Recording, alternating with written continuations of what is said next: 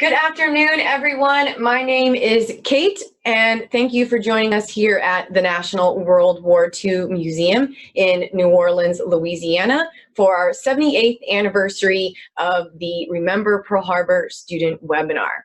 Just a little housekeeping reminder, throughout this presentation, we will be answering your questions in the Q&A and live. So please, at any point during this hour-long webinar, please type in your questions to the Q&A, because not only will we be playing clips from our 2016 electronic field trip at Pearl Harbor, but we also have two museum curators with us here today, Josh and James, and they will be on later, talking about some artifacts that they've brought all the way from the vault to us, and they're also going to be answering questions. So again, thank you for joining us today.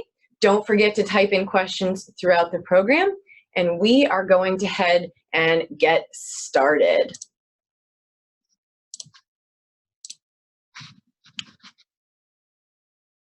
I was out in the yard playing, and I saw this Japanese Zero fly overhead. Planes came over the treetop, and that's my first view, not knowing that was Japanese at all. You know, being an 11-year-old kid, seeing all the planes was something that was really exciting to me. I never saw so many.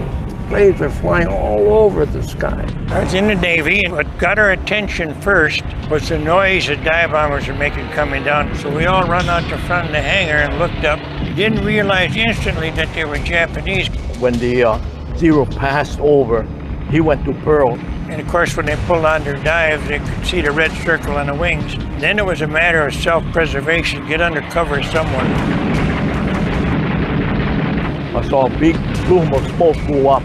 Here it went up 200 feet. It was not black, it was red.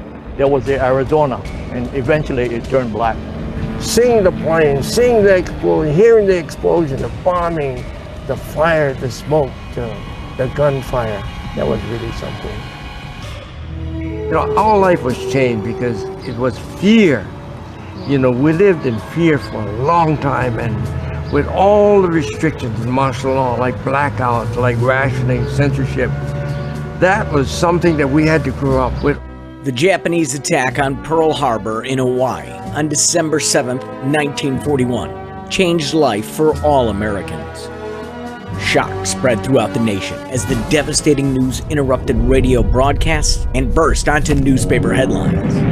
The next day, the United States was officially at war. Yesterday, December 7th, 1941, a date which will live in infamy. President Franklin Roosevelt's call to duty and to war still echoes today at Pearl Harbor and throughout this country. We'll start off our adventure right here at the National World War II Museum in New Orleans, Louisiana.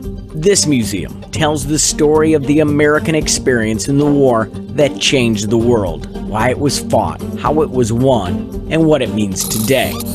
Next, we're traveling over 4,000 miles from New Orleans to the beautiful islands of Hawaii. Hawaii is made up of 8 volcanic islands. The big island is called Hawaii.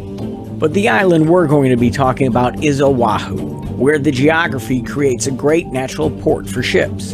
Hawaii's position in the middle of the Pacific Ocean made it a perfect location for U.S. military bases, providing protection for our country and protecting American power across the world.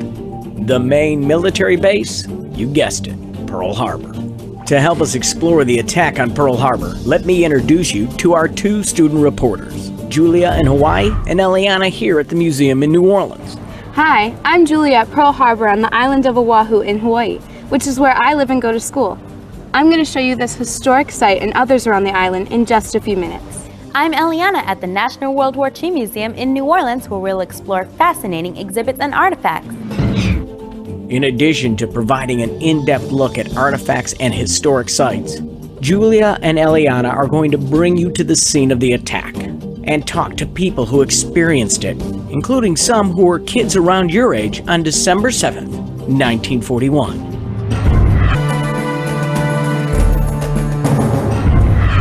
Hi again, I'm Eliana. I'm at the museum's newest exhibit, The Road to Tokyo, to find out why Japan attacked Pearl Harbor. With me is museum educator Chrissy Gregg.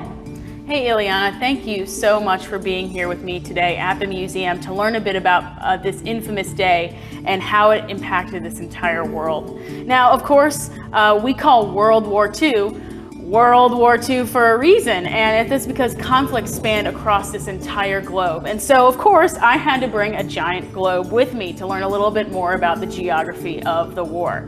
Now, what we see on the globe right now, it's Asia and the South Pacific. So there's some countries we recognize today. Like we see China, Thailand, how about the Philippines? We see Indonesia, and of course, we see our main topic today, Japan. Now, if we go back 75 plus years ago, Japan wanted to become a more powerful country, but there were certain resources that they didn't have that prevented them from doing that. Look, it's a small country. But if we see here, they were looking all across the rest of Asia and the Pacific, and they saw some of these abundant resources they wanted. How could they get those resources, do you think? Trade? Yeah, they could trade, that was one way, but they also could do something else, invade these places where they saw all of these resources. So what I have here are actually flags. Flags of what country? Japan. Exactly, and so what we're gonna be doing is placing those flags in the areas Japan invaded. So first off, let's stick one on Manchuria up here. That was in 1931. Next, Japan invades China in 1937. And then stick one down here. This is French Indochina. But you know what? We actually haven't talked about all these other flags on the map. Do you recognize any flags of these countries here? British, French, even the US. Yeah, even the United States. And actually we see a Dutch flag down here, a Portuguese flag up here. You probably know that all these countries are thousands of miles away from this area of the world. And actually these countries own territories in this part of Asia and the Pacific. And so as they see Japan moving in, they think Japan's invading, taking over their territory. Japan says, we're not invading, we're not conquering. What we're doing instead is freeing all of these territories from Western control. So what does this have to do with Hawaii? Ah, good question. All right, you see where we've stuck the US flag right here? What country is that? Yeah, that is the Philippines, which is, of course, is a country today, but back then it was a US territory. So the United States sees Japan invading, and they're thinking maybe the Philippines is going to be next. So the US decides to do certain things to help try to prevent that, at least. And so, to actually demonstrate that, we got to turn our globe. All right, so let's turn it to the United States. Very good. The US decides to move its Navy, which is actually stationed in San Diego, California, and they move it all the way over here, which is where exactly? To our ships in Pearl Harbor. Yeah, the ships move to Pearl Harbor, Hawaii. And so Japan sees that as, oh, maybe the US is interfering in our plans. So what they decide to do is plan a secret surprise attack. Where do you think that was going to be? Our ships at Pearl Harbor? Exactly. Actually, that's where my friend Julia is right now. Her assignment is to find out how Japan attacked Pearl Harbor. Our jobs are to report to each other what we've learned. I'll text her.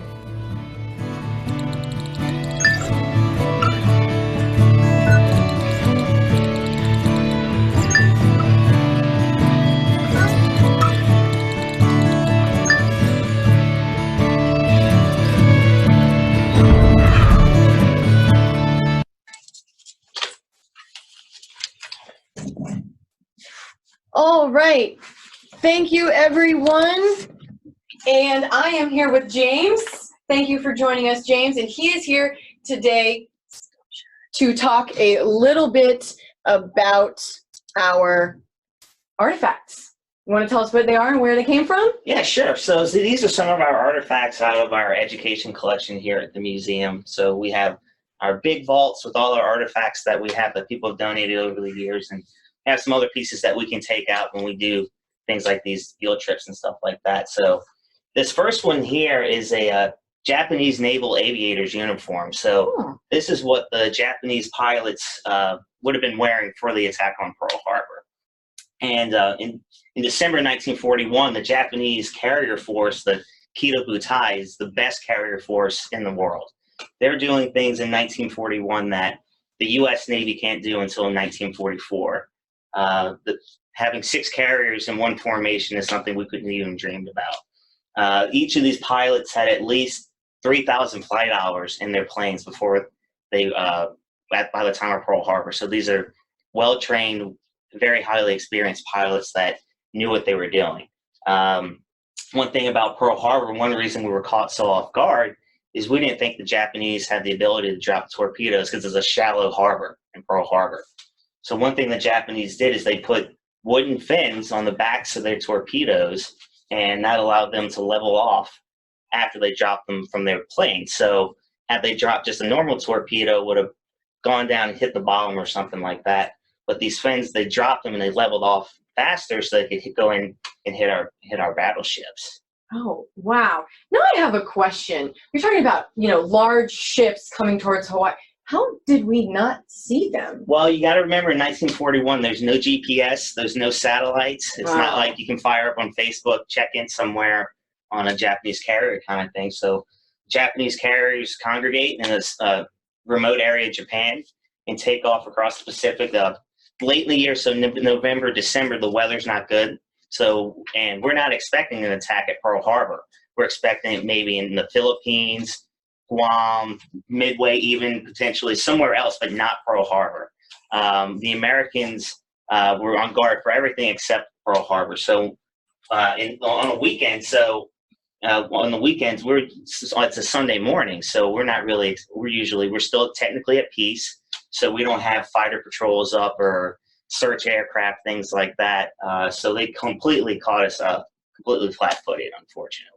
And could you tell us a little bit about what these, I'm guessing that's a life jacket? Yeah, so this would have been the life preserver they would have used. This is the flight uniform, this whole, I know it's kind of hard to see here, and then we also have some of these are the boots. Yeah. And these would have been flight gloves. So none of these planes are pressurized or anything like that. So it gets kind of cold. You would get a little chilly on these long flights. So you would need to have heavy gear on to keep yourself warm as you could. Well, thank you for sharing that. And I have a question actually from our audience. Jennifer wants to know, in general, where does the museum get some of its artifacts from? So we've been very fortunate over the years. Most of our collection is donated to the museum. So that's from the veterans themselves or children of the veterans. And now we're getting stuff from grandkids and great-grandkids of veterans. So most people will email or call the museum and have something they want to donate. And hopefully if we can take it, we'll find a spot for it in our collection. How many artifacts? Do you know how many artifacts we have here? Well, the last numbers I saw were somewhere in the 250,000 range, something like that. But that counts letters, photographs, oral histories, diaries, letters. I mean, you name it, we try to have a piece of it if we can. We'll be listening to some of those oral histories later. But another question we had from the audience going with the artifacts is, what do you think personally maybe is the coolest or the neatest Pearl Harbor artifact that we have? Oh, we actually have couple pieces of the USS Arizona in our collection. And that's of course, the battleship that got hit by a converted Japanese battleship shell. So when the Japanese come over, they're not dropping normal bombs, they're essentially dropping converted battleship shells. So these are big shells that can penetrate armor on the decks of these battleships. And when the Arizona explodes, the pieces of it got scattered all over Fort Island and everywhere else. So the Navy has given out some of those pieces over the years, and we have a couple of them here. One is out on display in our galleries. Oh, wow. And so we actually have another question from Stephanie. I don't know if we can exactly answer this, but she wants to know, how heavy do you think that these boots are? So if you wear a roller skate, it kind of feels like the weight of the boot you would slip inside of a roller skate, something like that. It's not that heavy. Yeah, it wasn't super heavy. Yeah, they're pretty light. All right, questions keep coming in. So considering the fleet was moved to Pearl Harbor, why would the U.S. assume the attack would be somewhere else? Well, we moved the fleet to Pearl Harbor from San Diego as it actually originally was supposed to be a deterrent to the Japanese to kind of tell the Japanese, look, we're here, don't do anything. Unfortunately for us, Pearl Harbor and a lot of U.S. Navy admirals were worried about this. There's one way in and one way out, and you're kind of isolated on an island in the middle of the Pacific. So defending it can be a little difficult as well. So we didn't think we kind of thought we didn't think very highly of the Japanese. We didn't think they had the capabilities to sail a fleet across the Pacific Ocean and hit us at Pearl Harbor. It's kind of like some country on the other side of the world sailing into the Gulf of Mexico and attacking New Orleans kind of thing today without us finding out about it. Right, kind of unimaginable. Well, thank you so much for sharing. I can't. So is this cotton or what? Yeah, it's. You would have had some cotton, wool. I mean, it just depends on, early in the war, the Japanese uniforms, they're made out of, higher quality material. But as the war goes on and they start running out of raw materials in the home islands because of blockades and our submarine force, their stuff doesn't quite hold up as well as this early stuff does. Speaking of holding up, and one last question, how do you know artifacts are real versus not real? Well, it's a lot of research. So, it's great if you can have the actual artifact in your hands when you're doing this, but we'll ask, what's the story behind the artifact? Who had it? How did they use it? And, using a lot of research online and in books, you do a lot of reading. Hear that? Reading. You can, piece together what this person did during the war. If it's somebody that was in the military, hopefully they kept their service paperwork, and that's a big help. But if not, there's things like ancestry that we can go and hopefully dig up a lot of these people's records if the family doesn't have them anymore. Awesome. Well, thank you for sharing this first artifact. Any last words that you would like us in the audience to know about the uniform or the Japanese pilots? Yeah, I mean, like I said earlier, we were caught totally flat-footed. This was a very well-prepared strike force, and Japanese did their job well, unfortunately, on our part. All right. Well, thank you, James. And we are now going to head back to a clip from our electronic field trip on Pearl Harbor. So pack your bags. We're going to head back to Hawaii.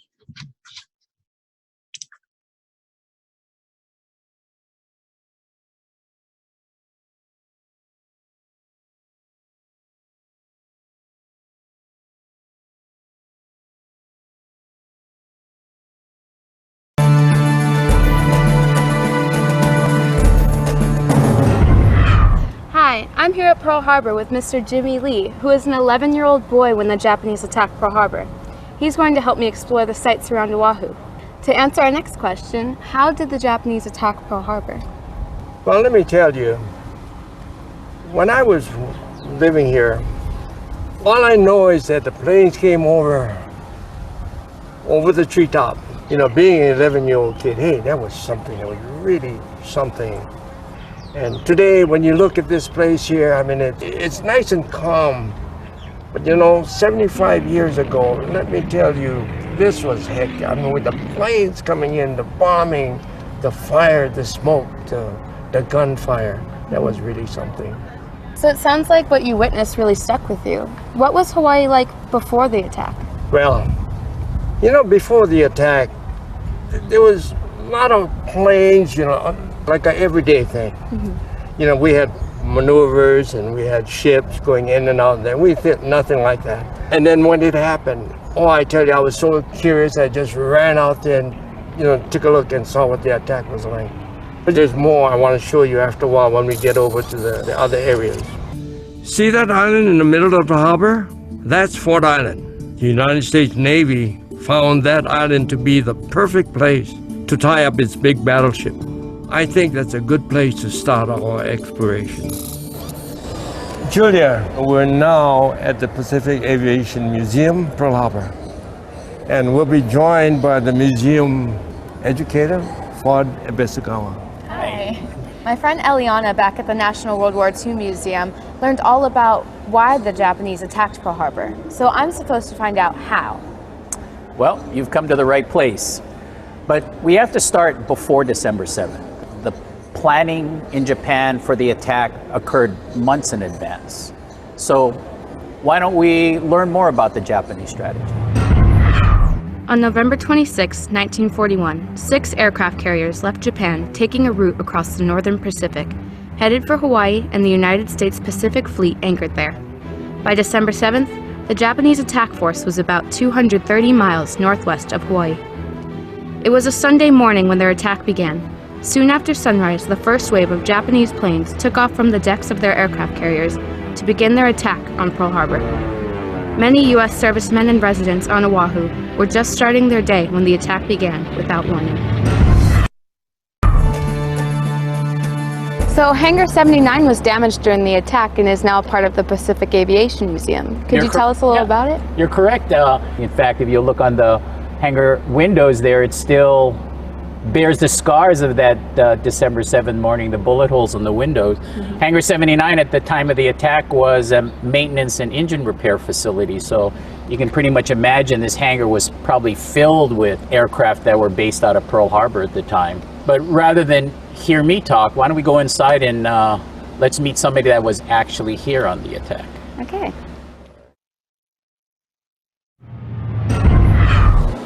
I'm so honored to be with all of you today. Thank you. Yeah, let me introduce these distinguished gentlemen. My immediate left is Eddie Young, Ian Burney, and Dick Girocco. So how did you guys feel when you saw all the planes flying overhead or the ships on fire? Like, how did that stick with you? I was 6½ and had just started first grade. And I was out playing in the yard that Sunday morning, and I saw some airplanes, and we had never seen an airplane where we lived. My father was concerned when he heard the shells nearby, so he pushed me back in the house, and we listened to our old Philco tabletop radio, and there was a local radio personality named Webley Edwards who kept repeating, "This is the real McCoy, we are under attack. This is the real McCoy." It was a beautiful Sunday morning, and I got out of my house and grabbed my old hand-me-down bicycle, and I looked out in the sky, and all of a sudden I saw this Japanese Zero flying overhead, and my neighbor was next to me. I nudged him, and he was about 23 years old. I was 9, and I told him, "Mr. Milamai, that's a Japanese Zero, because we draw planes at school, and I know that's a Zero." And he said, "No, that's one of ours, Eddie." And finally he looked up and he saw the rising sun under the wings. And later, as I looked toward Pearl Harbor, when the Zero passed over, he went to Pearl, and I saw all the flak in the air. So I knew this was the real thing. In a few minutes, I saw a big plume of smoke go up, went up 200 feet. It was not black, it was red. That was the Arizona, and eventually it turned black. How about you? How did you feel? Well, to begin with, I was in the Navy, and I was in a squadron of PBY Catalina flying boats. We were based here on Ford Island in Hangar 54, which is the next one over from this one. What got our attention first was the noise the dive bombers were making coming down on our seaplane ramp. And we thought it was the Army Air Corps playing tricks on us. They used to come by on occasion and dive bomb us and drop flour sacks on us. So we all run out to front of the hangar and looked up. Didn't realize instantly that they were Japanese. Of course, when they released their bombs, they didn't look like flour sacks. And of course, when they pulled on their dives, they could see the red circle on the wings. Then it was a matter of self-preservation, get under cover somewhere. And there was no cover at all. So as luck would have it, they were putting a pipeline of some sort in out here between the hangars and the runway. And they hadn't put the pipe in it yet. So we all got in that, and basically we were practically underground.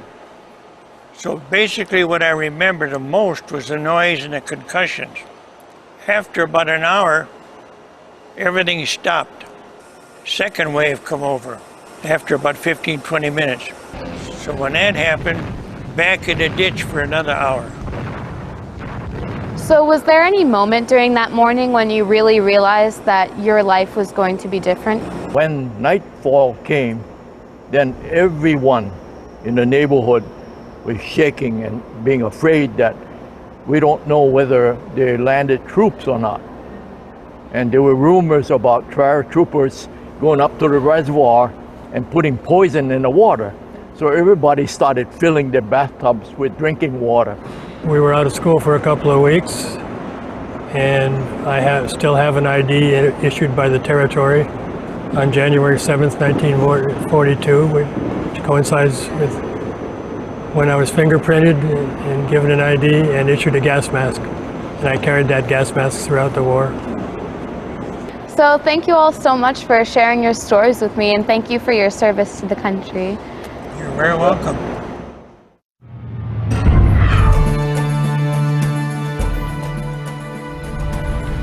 Julia, this is another beautiful spot on Pearl Harbor. And we can learn of the attack in Oahu.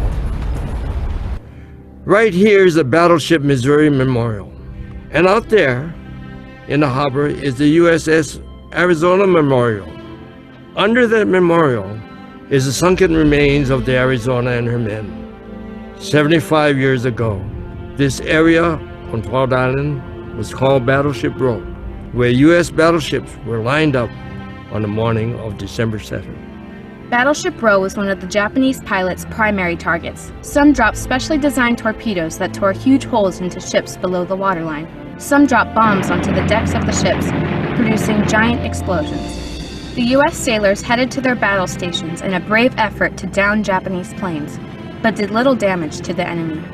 By the time the attack was over, all 8 U.S. battleships were either heavily damaged or sunk. Long may our land be bright. And more than 2,400 servicemen, mostly U.S. Navy sailors, had been killed. A further 1,200 people were wounded. The deadliest attack that day came when a 1,760-pound bomb was dropped onto the deck of the USS Arizona. It struck the ship's magazine, where the Arizona's ammunition was stored. A massive explosion ripped through the forward part of the ship and created a huge fireball, killing 1,177 of the crew on board. Half of the loss of life at Pearl Harbor on December 7, 1941 came on the Arizona. Wow, that is so sad. This place is so beautiful. I can't even imagine that all that destruction happening 75 years ago. Did the Japanese attack anywhere else that day? Oh yes, not only over Pearl Harbor, but over at Hickam. And as I look up towards the mountainside up there, planes were attacking there too. And in front of me, they were attacking out there in a place called Eva. And of course, on the other side of the island, several other bases were hit too. The explosion from the USS Arizona was huge. Could you see it from where you were? Oh yes, I could see it real clearly, and I tell you, it was something that you'll never forget. But when we get to the other side, we can go somewhere else and I can show you a better view. Here in this fish pond, this is where I grew up. So what were you doing up here on the morning of the attack? I grew up on a farm right here, and that morning I was feeding the pigs. That's my job. Look at that coconut tree. See how high it is? Well, that plane just came over our pig pen, just that high. When I looked up there were hundreds of planes, flying, and it was so fascinating to me. I never saw so many planes in all my life. So were you scared when you realized that it wasn't a show and that it was Hawaii being under attack? No. Was I scared? The answer is no. It was exciting. It was so interesting. So did you and your family hide after they realized it was Japanese? Well, we watched for about over an hour and a half. And that's when the loudspeakers come by and they said, hey, we're at war. We've been bombed by the Japanese. You know what we did? We took off up into the mountains up there, up in the valley, hid out in the caves. Then we came back home and the attack was over. Less than 3 hours was over. And one of the things that happened that afternoon, of course, was martial law came in effect. And with martial law, we had curfews, we had rationing and everything else. But then from that day on, it was fear. It was fear. Although Jimmy was unharmed, 68 civilians were killed during the attack. Neighborhoods like this one were damaged by enemy fire.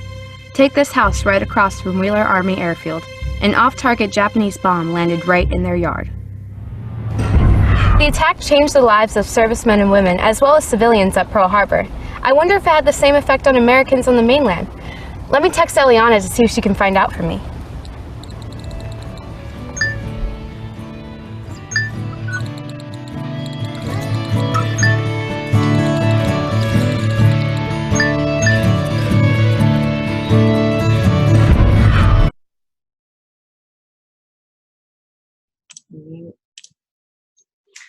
All right, and we are back with another museum curator. I have Josh with me, and he is here with a different artifact to talk about. And don't forget, as we are talking, to be typing your questions into the Q&A. So, Josh, take it away.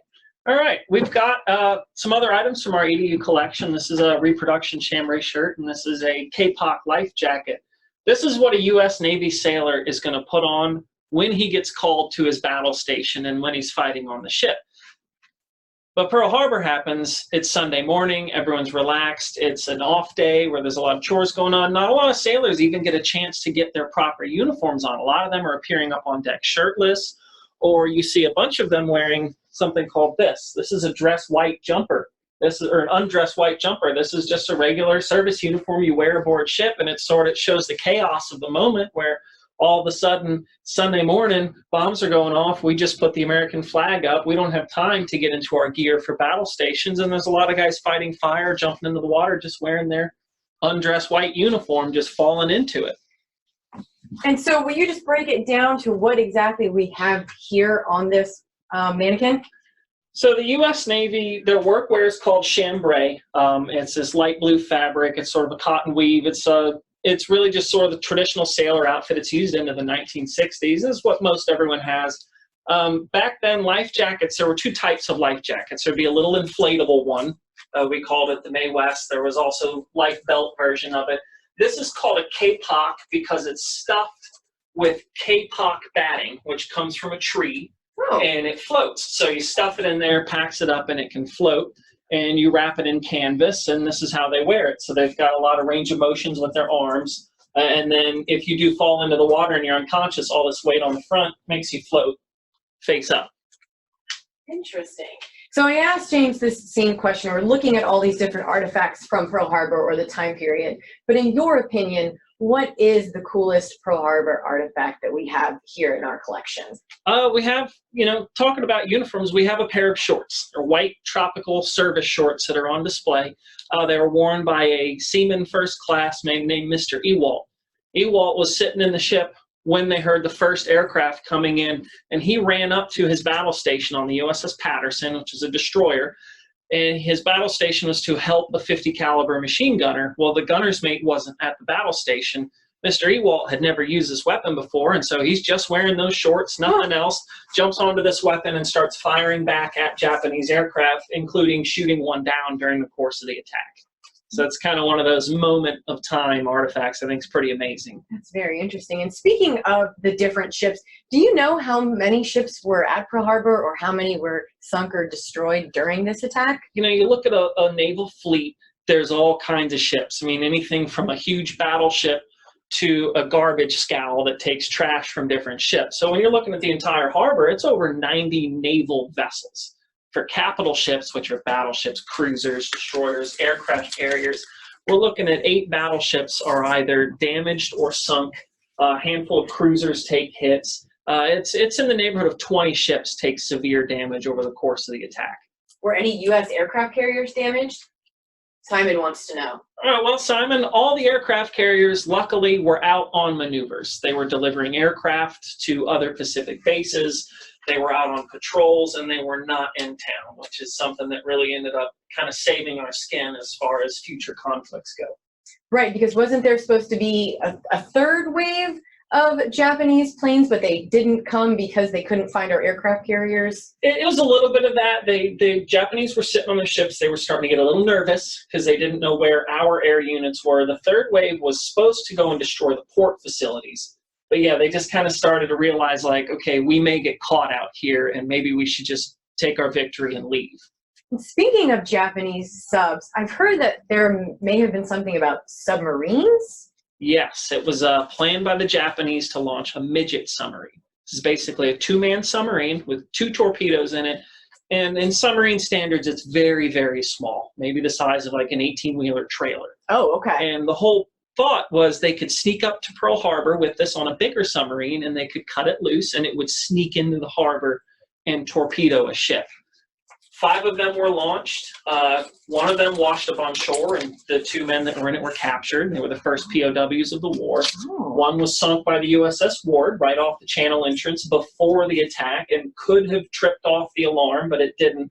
And there's rumors that one may have even made it into the harbor and actually launched torpedoes, but sort of been confused by history. And speaking of tipped off, we call this a surprise attack. But from my research, we did have a little bit of an advance warning, but it got lost in translation or mixed up. Can you tell us a little bit about that? There was a radar station, and it was looking out to sea, and radar is kind of in its infancy then. Some people don't trust it. Maybe it's not up to capabilities, but it did indicate that there was a large flight of aircraft coming in. And it was the wave of Japanese. They could have said it was, but when they called back to the radio, to the command center, they had a log of B-17s coming in on the exact same heading from the mainland, and they assumed that it was American aircraft coming in, and so they dismissed the alarm as that's friendly aircraft. Well, we don't know how that turned out. Interesting.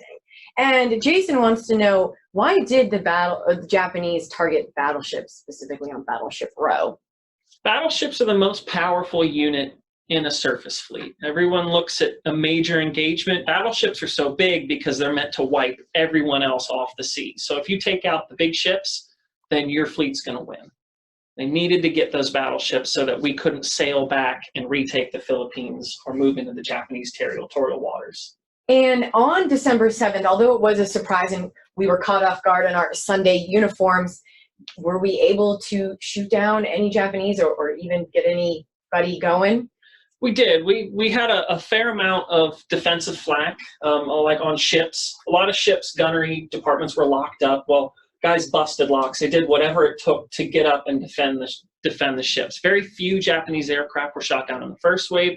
However, by the time the second wave came in, the defenses were up. We were throwing up a pretty good barrage and shot down a number of aircraft. They were around 30, I believe. Oh, wow. Okay. Very interesting. So we are going to now head back to our last clip, but I want to thank Josh. They'll be back on for our last on-air segment, but we are going to head back to Hawaii, talk about how we remember Pearl Harbor today.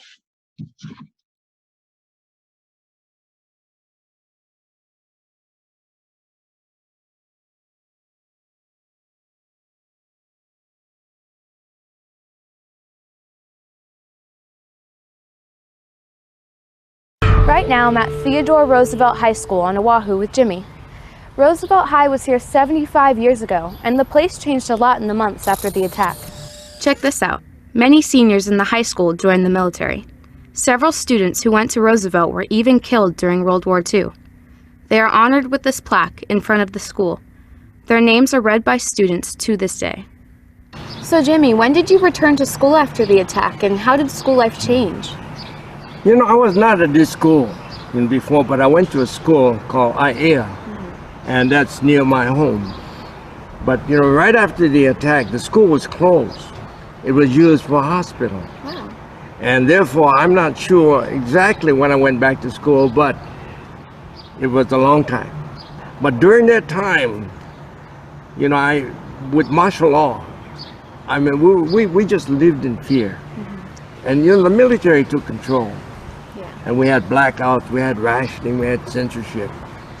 And all the things that we used to do, you know, whether it was right, wrong, or indifferent, we had to do things the military way. And we lived like that for 3 years. Wow. You know, like going into the waters, you know, and that was a violation. Every time I did that, I got arrested. Martial law was really something that disciplined us. We could not say anything. The military took over parts of the school's administration building, the athletic fields, and the backyard. The school was even surrounded by barbed wire barricades. Students supported the war effort and joined the Victory Corps, a club that gathered scrap materials and sold war bonds to help pay for the war. You know, Julie, the students here were so patriotic. And you know, this school here, the students, they raised almost over $160,000. You know, buying war bonds and stamps and working in the pineapple field. So schools, especially here in Hawaii, dramatically changed after the attack. Not only did their physical appearance alter with barbed wire and barricades, but the students helped the war effort in ways that they could. Many even enlisted in the Army, Navy, and Marine Corps, some never coming back from the battlefronts. We have visited several locations to tell the story of Pearl Harbor. Now there's only 2 more that we need to see. We are here at National Memorial Cemetery of the Pacific, known as Punch Bowl. It is one of the most beautiful spots on Oahu, situated in an ancient volcanic crater high above Hawaii's capital, Honolulu. We're now, near the graves of Ensign Louis Stockdale, as well as his chief, Vernon Luke. Both men died on December 7, 1941, with 427 other sailors when the battleship USS Oklahoma was torpedoed and sank in a harbor. Their remains were brought here and buried in graves marked unknown. But I don't understand. These graves have names on them. How did they identify them? Well, just recently, they were able to identify them through the DNA process. The Defense POWMIA Accountability Agency believes that 80% of the unknown remains from the USS Oklahoma can be identified within 5 years. Lewis and Vernon's families chose to have them reburied at Punch Bowl with their own graves. Even 75 years after the attack, we're learning and making new history about that infamous day. So why do you think it's important that we remember these victims from so long ago? Oh, it's very important that we do, because we got to remember the names of all those people that sacrificed their lives, during World War II. Julia, there's one more place that we've got to go. We saw it at a distance the other day, but we've got to visit the USS Arizona Memorial.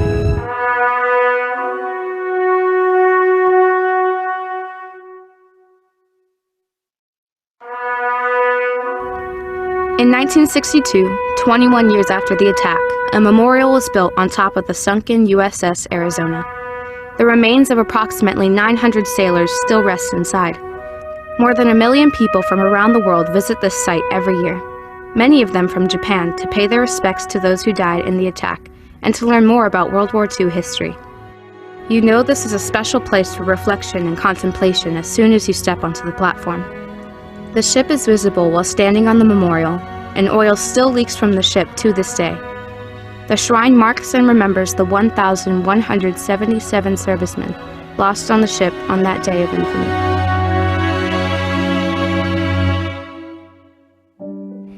Here at the National World War II Museum in New Orleans, I learned that the attack on Pearl Harbor stayed in the memories with all the Americans throughout the war and inspired many to do their part on the home front and battlefront.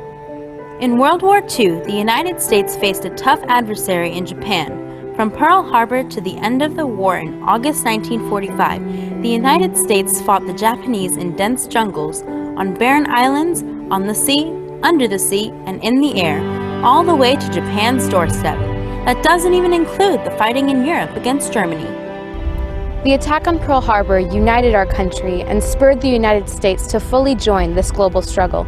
It was a total war for many nations and a conflict that would change the world.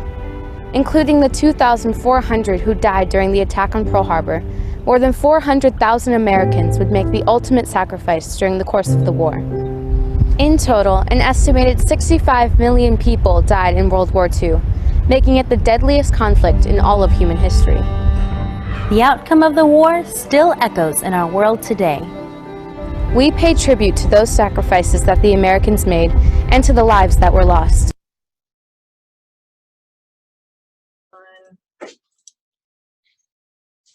And we are back, and now I have both Josh and James on camera with me to talk about our last set of artifacts, but we're also going to still take questions, and also feel free to ask questions about their job as a museum curator, because we're talking a little bit about that before we leave as well. But would you like to tell us what you have in your hands? Yeah, I have a gas mask. So we're going to look at this. We saw Mr. Jimmy kind of talking about having to put and carry a gas mask. This is what he's talking about. It's pretty big. It weighs about 10 pounds altogether. So you've got this large bag, you've got this strap in addition to your backpack, your school books, your lunch. You're always going to want to carry this thing around with you everywhere. The way gas masks work is it's got this big slinky hose, and it goes right here to this filter. So when you actually breathe in the mask, the air comes here in the bottom of the filter. It's filtered by the media, and then it travels up the hose and into the mask, filtering out any poisons or toxins in the air. And so this is what sort of represents how afraid everyone was about a land invasion in the Hawaiian Islands right after the attack. So students and adults, civilians, people in the military, everybody had a gas mask? Everyone carried a gas mask around. There was different designs too. I mean, they had gas masks for small children, for, you know, younger children, for adults, soldiers, civilians. There was a gas mask for every different type of person. Wow. And James also has our last artifact, and I would say one of our most interesting artifacts. This is see on camera, this is a Japanese bayonet. So this would have went on to the end of a rifle in the Japanese Army. So you see the blade here. This would have snapped on to the end of the rifle, and the Japanese would have attacked an American or Allied position with this on the end of their rifle. Interesting little design. You have this little hook here on the bayonet, and that was so if you get in a hand-to-hand combat, the Japanese could link this around your rifle and try and yank it out of your hands, kind of thing. One thing during the war too, we shortened our bayonet at one point to try and save on steel and things like that. So even though we're taller than Japanese in most cases, that extra 6 inches in length makes a big difference when you're in a bayonet fight or you're fighting somebody. So that was became a problem for the Americans as the war went on. Well, I really appreciate you all taking the time to bring these artifacts to us out of the vault, across the hall.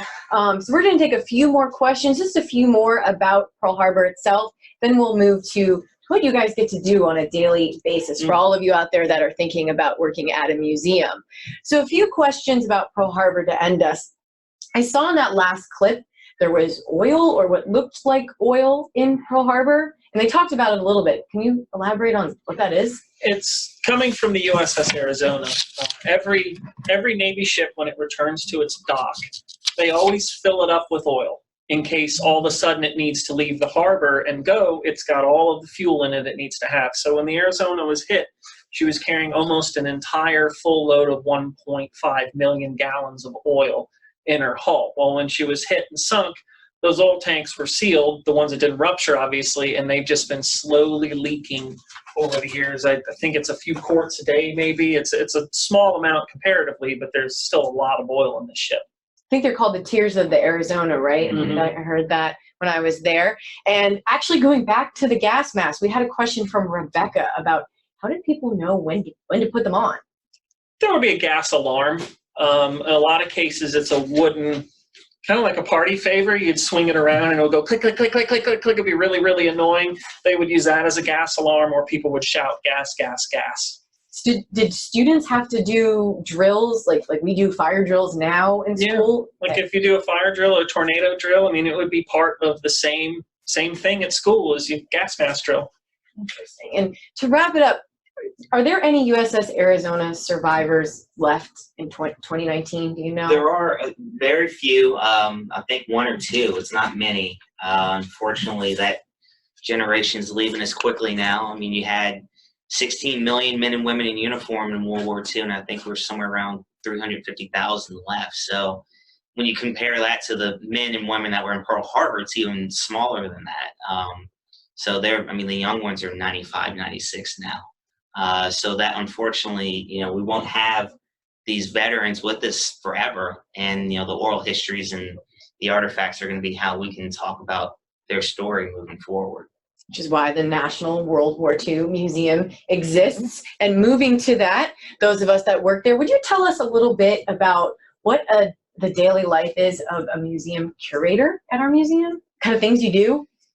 You have to be someone that doesn't like a typical day, because if you come in thinking you need to do these 8 things, I can't tell you how many times I get here in the morning and it's 8 totally other different things I'm going to end up doing that day. So it keeps you on your toes, which is fun.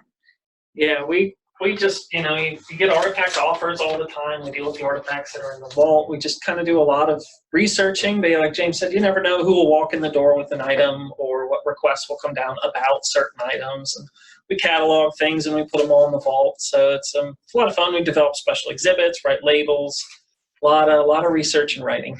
Tell us a little bit about developing exhibits, right? What do you just kind of get ideas? Do people say, I think you should do this for an exhibit? A little bit of everything. Ideally, what drives a good exhibit is if you have material relating to it. So, if we were going to do an exhibit about gas masks, well, we would need to have a gas mask first, so we could sit and talk about them. And that's really what kind of drives what we do. However, exhibits do come out in totally different ways too, different ideas, suggestions, what's popular at the time. So, and museums, they lend each other exhibits, right? They can? They can, yes. We have some spaces that we have 2 spaces here at the museum that are temporary exhibits, and that's what we primarily fill. James is actually working on one right now. Yeah, all about Ghost Army. These guys had inflatable tanks and aircraft and trucks, so it was, imagine a big bouncy house out in the field, and they would try and get the Germans to shoot at them. So it was a pretty wild story that we'll have opening here in March. So interesting. It'll be a fun one. So if a student was interested in being a museum curator, and Megan asked this question, and April asked a similar question, what kind of classes or degrees do you suggest that someone would need for this position? I would say, start off just volunteering in a museum, in a local historical society, something like that. Figure out what you like in the museum world. If that's something you want to do. And then, obviously, Josh and I each have undergrad and graduate degrees in public history and things like that. So that definitely helps. But having some kind of passion and baseline knowledge of whatever subjects you want to study in the museum world definitely helps too. Being able to sit and talk about Pearl Harbor, or this one island that had one little battle on one day during the war. I mean, you never know what you're gonna get asked, so you kind of have to be on top of it.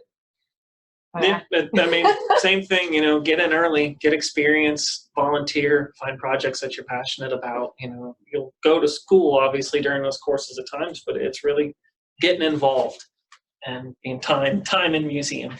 Do you have any stories that either of you would like to share about a really cool day that you thought you had on the job, something you got to see or do or experience, or someone you got to meet that you were like, wow, I won't forget this day? It happens a lot. I mean, it's funny the types of things that you will remember and that'll impact you. Like, I got a collection when I was going to Normandy recently, and I was very passionate about this collection. It arrived about a day before I left. I thought that was amazing because I was able to go visit a gravesite. But at the same time, James and I had a really great day a couple years ago when we were moving an LVT, and we had to drag it through the streets of New Orleans, and then we ended up driving it up into a building, and we were cackling like school children as we were driving this thing into the building. So it's funny which type of days stick out to you. It's the LVT for sure is probably up there, but the one that sticks out for me, kind of similar to your Normandy story, that we do a Pacific tour, go to the Pacific, and I was in Tokyo standing in what was the Emperor's Imperial Gardens with Woody Williams, the last surviving Medal of Honor recipient from the Pacific in World War II. And we were just standing there talking, and it slowly dawned on me that I'm talking to Woody Williams in the Imperial Gardens right now. This is super cool, So those little moments, they pop up. The big ones like that aren't as often, but every time we take in a collection or talk to somebody on the phone or whatever, that's something that we can add to our Rolodex of stuff that we have that we can talk about, or it's a moment for the families too. I mean, that's when we take a collection and we're committing to preserve their family's history too, so something we take pretty seriously. That's awesome. We thank you guys for all your hard work, and we're going to wrap it up actually with another question about the USS Arizona and Pearl Harbor to end this webinar. Gabe wants to know, how long did the attack actually last? Very short. I mean, 15, 20 minutes for the really heavy stuff for each attack separately. I mean, these things go very quickly. Japanese are just getting in, dropping their bombs, and leaving. Right, and I think by the it's like 90 minutes from when the first Japanese plane arrived to all the way to the end. So 90 minutes, not that long for the event that, gets us into World War II. And to top it off, Steph wants to know, why do some Arizona survivors, and we saw this actually when we were watching the clip, want their remains put in the ship? Well, you know, if you think about it, you're going back with your shipmates, right? So you went on, you fought throughout the war, and you had a 70+ year life after Pearl Harbor. And for a lot of these folks, you know, it's important for them to be able to go back to the Arizona and rest in peace with their buddies that they lost on December 7th. All right. Well, thank you all for participating and all of your awesome questions. We appreciate you hanging out with us for the last hour. And of course, if you are interested, this webinar is recorded and it will be up on our digital archive. But thank you, Josh and James, for coming all the way across the hall and bringing those artifacts to us. And we hope you have a great rest of your day. And don't forget to remember Pearl Harbor tomorrow on the 78th anniversary. Have a good one, y'all.